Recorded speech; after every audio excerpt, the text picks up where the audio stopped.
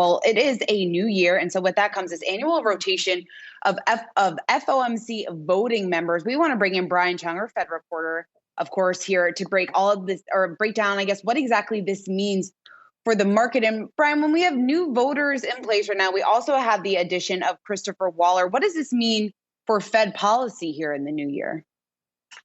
Well, we have to remember that the Federal Open Market Committee, the committee that actually decides monetary policy in this country, is comprised of 19 members, but not all of them have a vote in deciding what the actual policy every 6 weeks ultimately ends up being. And this type of cast of characters changes every calendar year. So as you mentioned, because it is the start of a new year, hopefully a better one, we do have new cast of characters that do have votes on the FOMC. So here's a meet the new FOMC, if you will. There are four new Reserve Bank presidents that are rotating in, as is always the case, into voting seats. So you have Charlie Evans from Chicago, Mary Daly from San Francisco, Raphael Bostic from Atlanta, and Thomas Barkin from Richmond.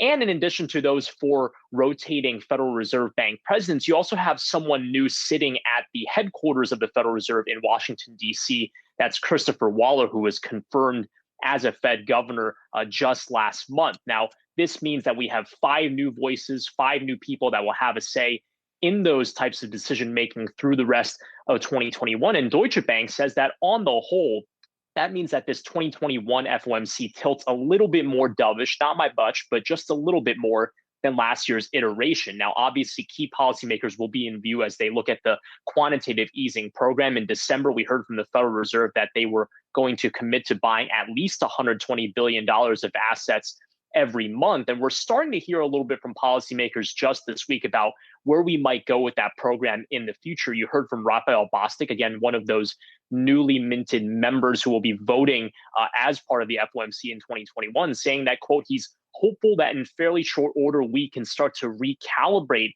that $120 billion a month of asset purchases as soon as maybe even this year. That could be perceived as a little bit more hawkish than some expect.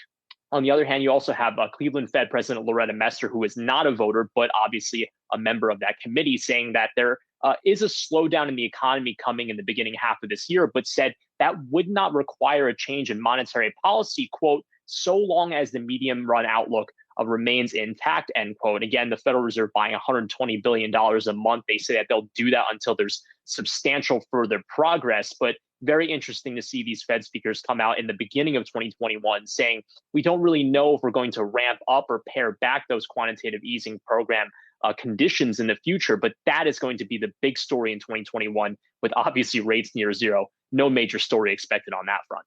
Shauna, Adam? Brian, you brought up the issue of hawks and doves and how this new voting bloc might lean. How important is it, though, their individual relationships with the chairperson? Do we know about any confrontations or friendships between Powell and these voting members?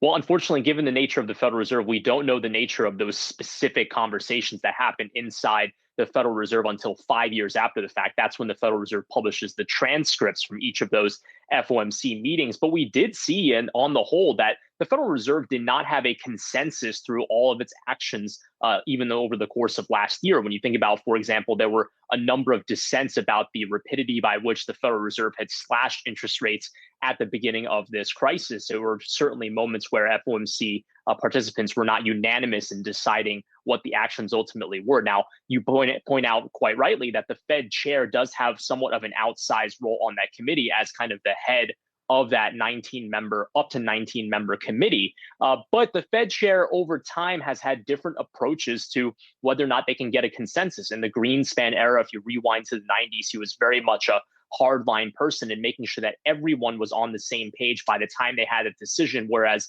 Bernanke and especially Powell-led Fed were really a little bit more open to dissents, even if it's on paper that people did not agree with that decision. Now, as we head into 2021, it could be expected that there will be people on either side of that decision-making process that'll say, we don't agree with what to do with quantitative easing, especially at an inflection point right now where, yeah, there's the upside of the virus, or rather the upside of the vaccine, but the downside of the virus cases increasing. There's a lot of varying degrees of disagreement over what to do with quantitative easing because of that mixed economic outlook. So that'll be interesting to watch going forward.